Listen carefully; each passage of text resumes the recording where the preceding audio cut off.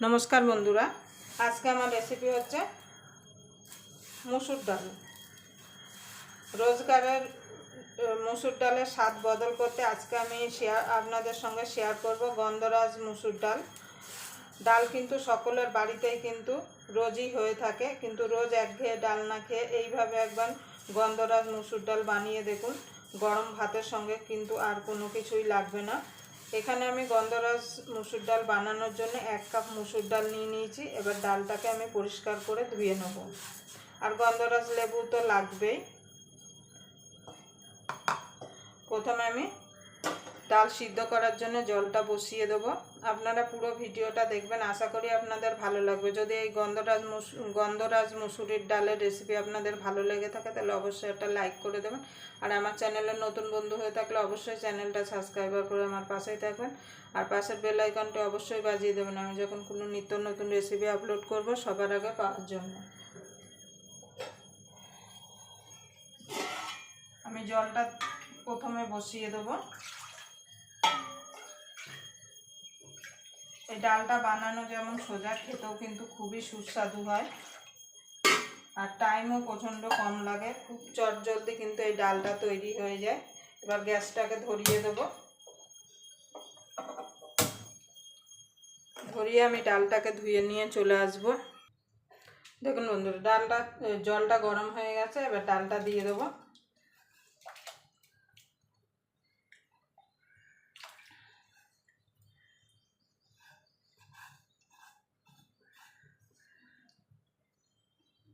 এরকম গন্ধরাজ মসুর ডাল আর তার সঙ্গে আলু সিদ্ধ থাকলে আর কোনো কিছু লাগবে না, আলু সিদ্ধ কিংবা আলু ভাজা। সামান্য একটুখানি নুন দিয়ে দেবো, দিয়ে ডালটাকে সিদ্ধ করে নেব। দেখুন বন্ধুরা ডালটা ফুটে গেছে। এই যে ডালের যে সাইডের যে ফেনাগুলো উঠেছে এগুলো তুলে দেবো। এগুলোর মধ্যে কিন্তু অনেক নোংরা থাকে, এগুলো আপনারা অবশ্যই তুলে দেবেন।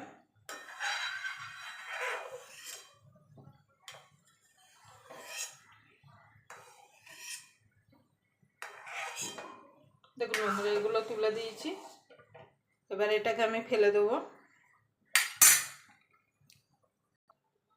দেখুন বন্ধুরা ডালটা আমার সিদ্ধ হয়ে গেছে।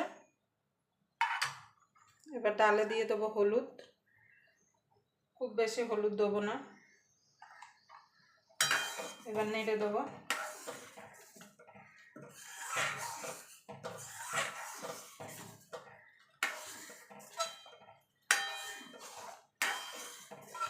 এবার দিয়ে দেবো 4-5টা চেরা কাঁচা লঙ্কা। ডালটাকে একটুখানি ফুটিয়ে নেব।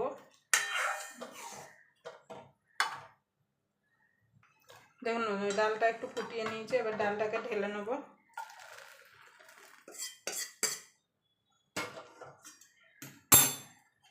কড়াইতে একটুখানি জল দিয়ে দেবো, দিয়ে গরম করে নেব।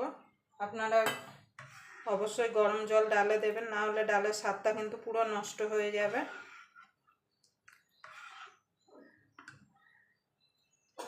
এখানে একটা গন্ধরাজ লেবু নিয়েছি আর গন্ধরাজ লেবুর পাতা নিয়েছি। এবার আমি গন্ধরাজ লেবুটাকে স্লাইস করে কেটে নেব আর পাতা ধুয়ে নেব।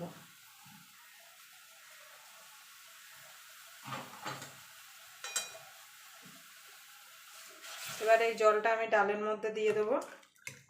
দিয়ে এই কড়াইতেই আমি ডালটা সম্বাদ দেবো। তার জন্য আমি কড়াইটা পরিষ্কার করে ধুয়ে নিয়ে আসবো।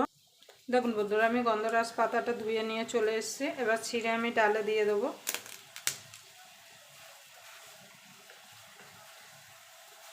একটু গন্ধরাজ লেবুর রস দিয়ে দেবো।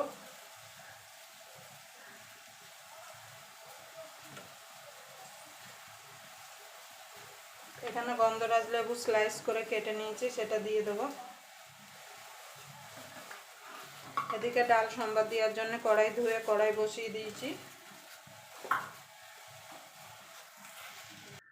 দেখুন বন্ধুরা কড়াইটা গরম হয়ে গেছে। দিয়ে দেবো তেল। খুব বেশি তেল দেওয়ার দরকার নেই।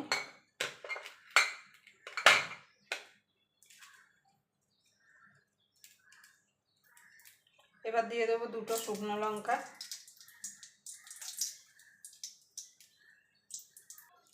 দেখুন বন্ধুরা লঙ্কা দুটো একটুখানি ভাজা ভাজা করে নিয়েছি। ফোড়নে দিয়ে দেবো রাঁধুনি। একটুখানি কালো জিরে, আপনাদের কাছে রাঁধুনি না থাকলে আপনারা 5 ফোড়ন দিতে পারেন। তো ফোড়নটা একটুখানি ভাজা ভাজা করে নেব। ফোড়ন থেকে যখন সুন্দর গন্ধ বেরোবে তখন ডালটা দিয়ে দেবো।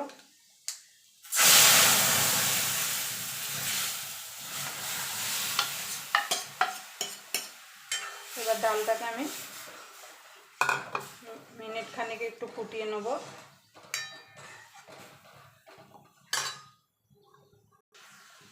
দুই এক দানা চিনি দিয়ে দেবো। চিনিটা আপনারা চাইলে দিতেও পারেন, নাও পারেন। নুনটা অবশ্যই চেক করে নেবেন। দেখুন বন্ধু, ডালটা ফুটে গেছে। এবার ডালটাকে আমি নামিয়ে নেব। আবার আপনাদের সঙ্গে কোনো নতুন রেসিপি নিয়ে দেখা হবে। ততক্ষণ পর্যন্ত আপনারা ভালো থাকবেন, সুস্থ থাকবেন। অবশ্যই বাড়িতে এইরকম গন্ধরাজ মুসুর ডাল বানিয়ে খেয়ে কমেন্ট বক্সে জানাতে ভুলবেন না যে কেমন হলো। দেখুন আমার গন্ধরাজ মুসুর ডাল রেডি।